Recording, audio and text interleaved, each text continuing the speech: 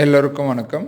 இந்த பதிவில் நம்ம என்ன பார்க்க போகிறோம் அப்படின்னு பார்த்தீங்கன்னா, எக்ஸிஸ்டிங் ஐடி ஓவர்வியூ, அதாவது ஏற்கனவே இருக்கக்கூடிய ஐடியை பற்றியும், அதுக்கப்புறமா எதுக்கு பார்த்தீங்க அப்படின்னா க்ளவுட் கம்ப்யூட்டிங் தேவைப்படுது அப்படின்றத பற்றியும் இந்த பதிவில் நம்ம பார்க்க போகிறோம். இப்போ ஒரு வெப்சைட், ஒரு இணையதளம் எப்படி வேலை செய்யுது அப்படின்னு பார்த்தீங்க அப்படின்னா, ஒரு ஒரு கிளைண்ட் கம்ப்யூட்டர் இருக்குது, இல்லை உங்கள் கையில் ஒரு ஃபோன் இருக்குது அப்படின்னு வச்சுக்கோங்க. அந்த ஃபோன்லேருந்து என்ன பண்ணுறீங்க, நீங்கள் ஒரு ப்ரௌசரை ஓப்பன் பண்ணிவிட்டு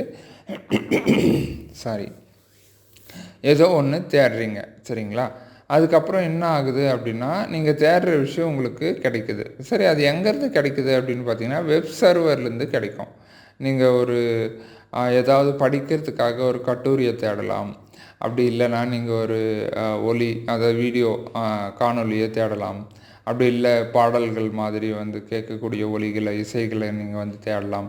அது எல்லாமே நம்மளுக்கு எங்கேருந்து கிடைக்குது அப்படின்னு பார்த்திங்கன்னா, வெப் சர்வர்லேருந்து தான் கிடைக்குது. இது கிடைக்கிறதுக்கு யார் உதவிகரமாக இருக்கிறதுன்னு பார்த்திங்கன்னா இன்டர்நெட், சரிங்களா? ஸோ ஒரு ப்ரௌசரை நம்ம பயன்படுத்தி என்ன பண்ணுறோம் அப்படின்னா, நமக்கு தேவையானதை சர்ச் பண்ணி நம்ம சர்வர்லேருந்து எடுத்துக்கிறோம். இதுதான் இன்டர்நெட்டில் நடக்கிறது. அப்போ சர்வர்னால் என்ன? அது ஏதோ ஒரு பெரிய பொருளா? அது எவ்வளோ பெருசு இருக்கும், எவ்வளோ சின்னதாக இருக்கும், அதுக்குள்ளே என்ன தான் இருக்கும் அப்படின்ற மாதிரி சந்தேகங்கள்லாம் வரலாம். சர்வர் அப்படின்றதும் பார்த்திங்கன்னா ஒரு சிபியூ தான், சரிங்களா? கம்ப்யூட்டரில் இருக்கிற மாதிரி ஒரு சிபியூ தான்.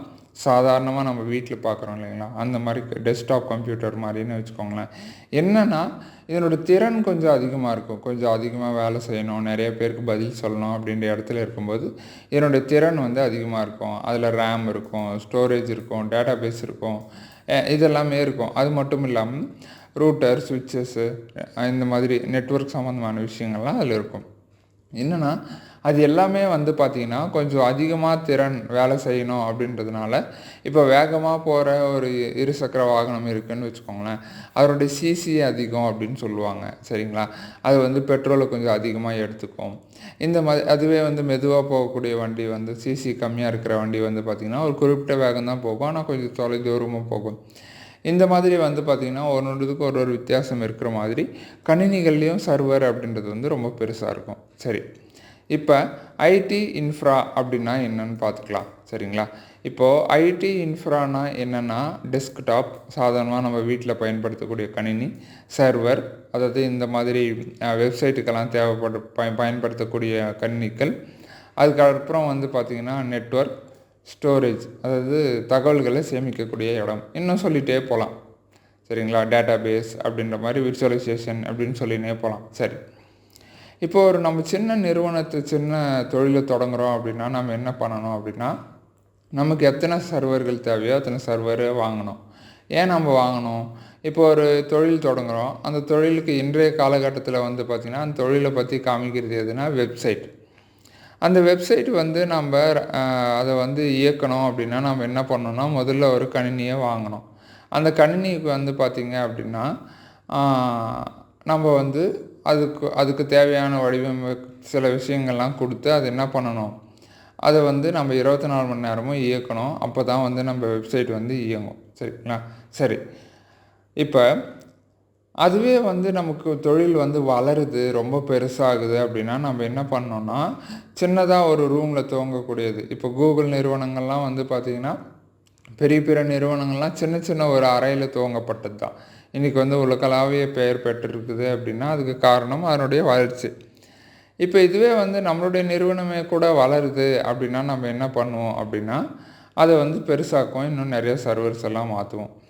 இதே மாதிரி தான் இந்த மாதிரி சர்வர்கள் நிறைய இருக்கிறதுக்கு பேர் தான் என்னென்னு சொல்கிறாங்கன்னா டேட்டா சென்டர் அப்படின்னு சொல்கிறாங்க. அங்கே வெறும் நூற்றுக்கணக்கான சர்வர்கள் இருக்கும், சரிங்களா? அதை பாதுகாக்கிறதுக்கான எல்லா தொழில்நுட்பத்தையும் செஞ்சு வச்சுருப்பாங்க, சரிங்களா? சரி, இப்போ நம்ம ஏற்கனவே இருக்குது இல்லைங்களா, இந்த மாதிரி, அதாவது ஒரு சின்ன ரூம்குள்ளே சர்வர் இருக்கலாம், அப்படி இல்லை நாம் ஒரு பில்டிங்குள்ளே வச்சுருக்கலாம், இல்லை ஒரு ஏக்கர் கணக்கில் நிலத்தை வாங்கி டேட்டா சென்டர் வச்சுருக்கலாம்.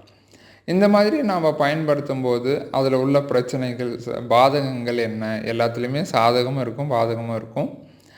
அதெல்லாம் என்ன அப்படின்னா, நம்ம அந்த இடத்துக்கு பார்த்திங்கன்னா முதல்ல வாடகை கட்டணும், சரிங்களா? அதுக்கடுத்து 24 மணி நேரம் நமக்கு பவர் சப்ளை அந்த கம்ப்யூட்டருக்கு கொடுத்துனே இருக்கணும். சரிங்களா? அது மட்டும் இல்லாமல் ஹை பேண்ட்வித்தில் இன்டர்நெட் எப்போவுமே இருந்துகிட்டே இருக்கணும். கொஞ்சம் ஒரே ஒரு நொடி கூட வந்து பார்த்திங்கன்னா அது வந்து என்ன ஆகக்கூடாது, தடை வரக்கூடாது அப்படின்னு சொல்கிறாங்க. அடுத்து ஆடிங் அண்ட் ரீப்ளேஸிங் ஹார்ட்வேர். அதாவது அது கணினி ஏதாவது பழுதாச்சு அப்படின்னா அதில் நிறைய அந்த பழுதை நீக்கம் பண்ணுறதுக்கு நம்ம ரேமோ இல்லை ஸ்டோரேஜோ இல்லை ப்ராசஸரோ இல்லை ஒரு கணினியோ இதெல்லாம் வந்து மாற்ற வேண்டியது இருக்கும். இதுக்கெல்லாம் நேரம் எடுத்துக்கும் அப்படின்ற மாதிரி சொல்கிறாங்க.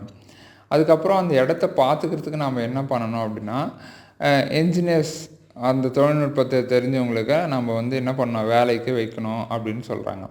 அதுக்கப்புறம் ஹவு டு டீல் த டிஸ்ஆஸ்டர். சரிங்களா? அதாவது இயற்கை சீற்றங்களில் இருந்து அதை பாதுகாப்பதற்கான நடவடிக்கைகளை நம்ம எடுக்கணும்.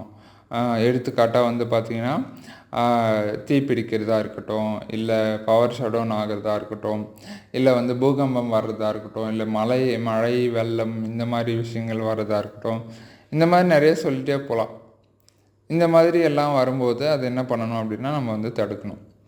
இதுக்கெல்லாம் வேறு ஏதாவது இவ்வளோ பிரச்சனைகள் இருக்குது. ஆனால் நம்ம வந்து வெப்சைட்ஸ்லாம் ரன் பண்ணணும், நம்மளுடைய தொழில்களை வந்து வெற்றிகரமாக நடத்தணும். இதுக்கு வேறு எதனா மாற்று வழி இருக்கா, நமக்கு சேதாரங்கள் அதிகமாக ஆகாமல் அப்படின்னா அதுக்கு தான் என்ன சொல்கிறாங்க அப்படின்னா நம்ம வந்து க்ளவுட் கம்ப்யூட்டிங் அப்படின்ட்டு ஒரு விஷயம் இருக்குது அப்படின்ற மாதிரி சொல்கிறாங்க. இதை வச்சுட்டு என்னெல்லாம் பண்ண முடியும் அப்படின்றத வரப்போகிற வகுப்புகளில் பார்க்கலாம். நீங்கள் எதுவாக இருந்தாலும் பயிற்சி பண்ணால் தான் நீங்கள் அதில் ஒரு முழுமை அடைய முடியும். அதனால் என்னெல்லாம் பயிற்சி பண்ண முடியுமோ அதெல்லாம் முடிஞ்ச அளவுக்கு பயிற்சி பண்ணிவிடுங்க. அடுத்த வகுப்பில் பார்ப்போம். நன்றி.